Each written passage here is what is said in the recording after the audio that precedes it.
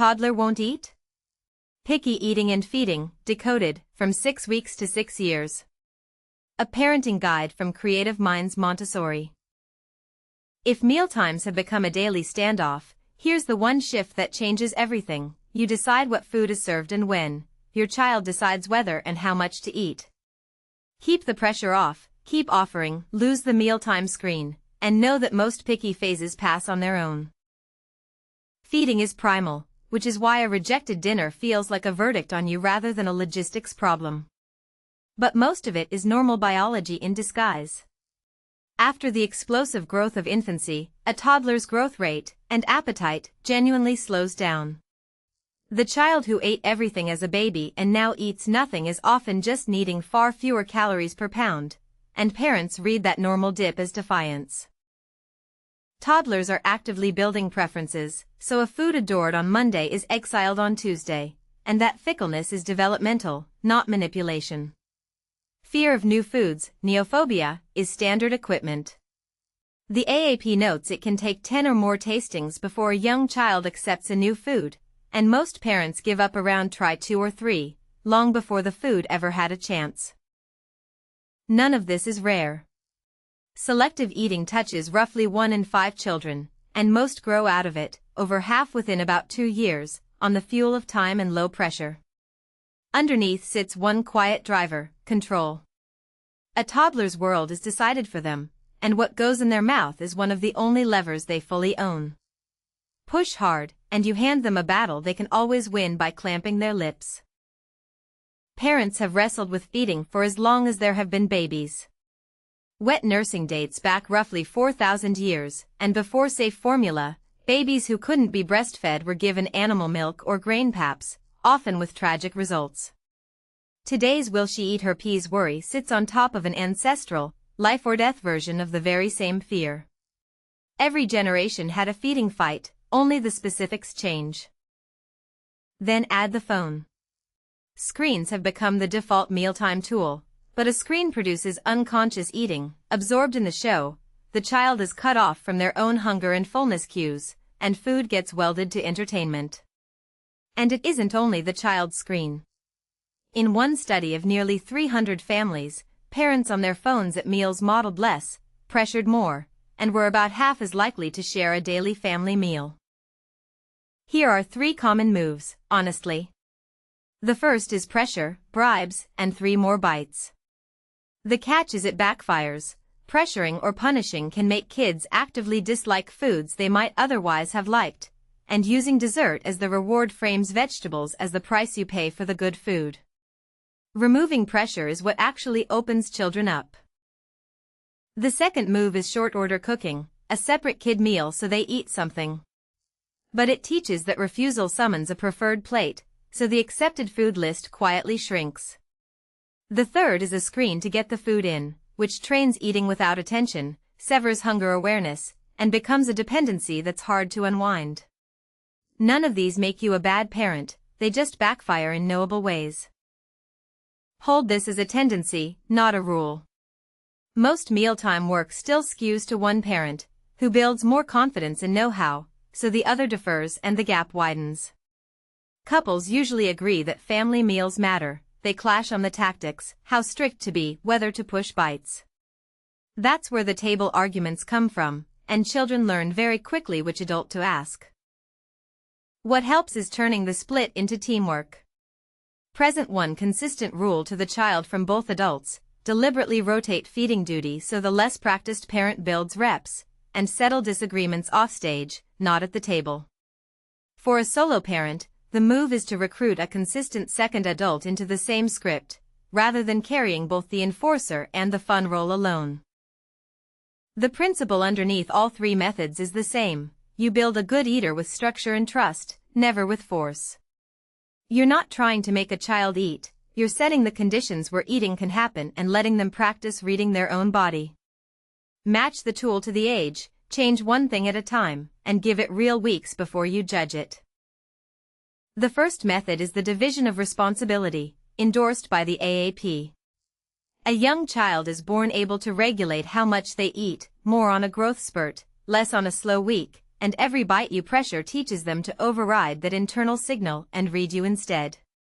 When you step back from the how much, you hand the child back the one job they're wired to do, and the power struggle loses its oxygen.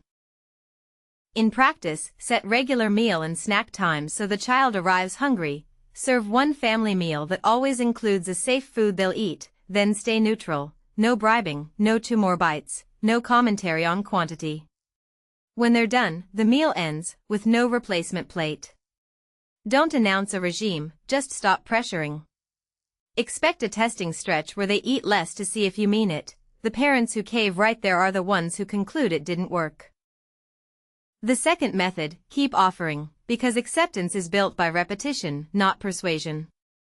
It can take 10 to 15 neutral exposures before a new food feels safe to eat, and an exposure doesn't require a bite. Seeing it, touching it, smelling it, licking it and putting it down all count as progress. Novelty reads as risk to a small child, and risk is disarmed by repetition, not by argument. So keep re-offering in tiny, no-pressure portions, and count exposures instead of wins. 1 taste on try 12 is a success. Use food bridges, link an accepted food to a similar new one by color, flavor, or texture, and let the child play first, because contact is the goal. Change one variable at a time. And the mistake that undoes it all is quitting at exposure 3, right before the food would have become boring enough to eat. The third method is letting the child run the meal, the heart of the Montessori approach.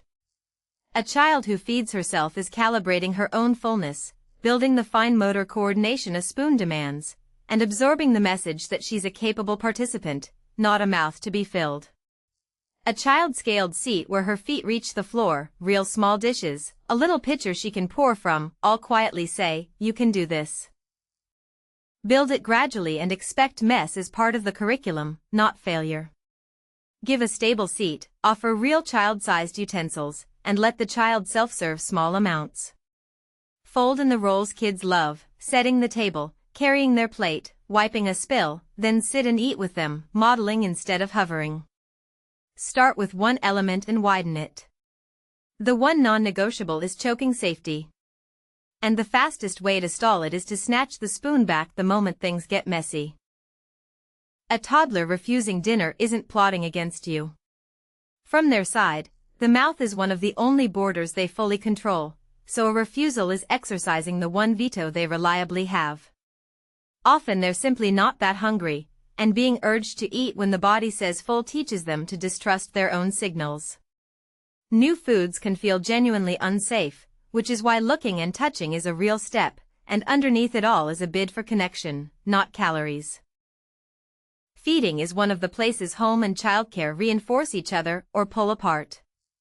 A good program runs the same division of responsibility script you do, so your child gets one coherent message instead of 2. Its staff eat with the children and use calm food language, becoming a trained second set of eyes that can tell whether a refusal is behavioral or sensory. And predictable meal timing means your child arrives hungry and regulated, half the battle before a fork is lifted. The most underrated engine a good program has is peers. Eating shoulder to shoulder with other children is the most powerful low-pressure exposure there is. A child will try, at a table full of friends doing the same, a food they'd fling on the floor at home. A strong program treats those shared meals as part of the day's real learning, which is exactly the repeated, unforced exposure that acceptance requires. A good program adjusts to the individual rather than running a clean plate club. When choosing care, ask directly what they do with a child who refuses a meal. The right answer is never "we make them sit until it's gone." And communication runs 3 ways. You tell the center your child's safe foods, allergies, and that you're doing no pressure. The center tells you what and how much your child actually ate and any pattern worth watching. And you loop your child in so they carry the same "you decide how much" language in both places. This isn't medical advice, and when in doubt your pediatrician would rather hear from you.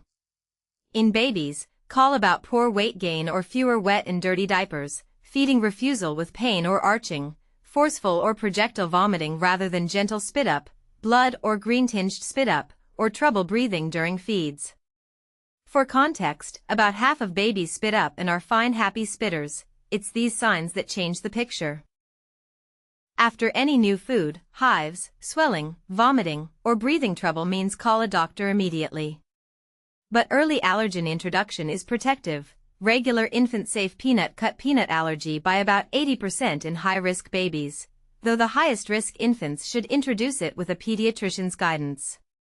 And in toddlers, an ever-shrinking safe list, poor growth, or real fear at meals can be ARFID, which is treatable but usually needs help. Your pediatrician can check growth and bring in the right support. There's no universal feeding formula. Breast, bottle, or both, purees, baby-led weaning, or a mix, all of these raise healthy eaters. Method matters far less than a calm, responsive relationship at the table. The books describe an average child, you're raising a specific one, with her own appetite and her family's own foods. If your child is picky, it does not mean you did something wrong. Keep the pressure off, keep offering, watch for the few real red flags, and trust that most kids find their way to the table in their own time. For the full guide, and more parenting resources, visit creativemindsmontessori.com/parenting.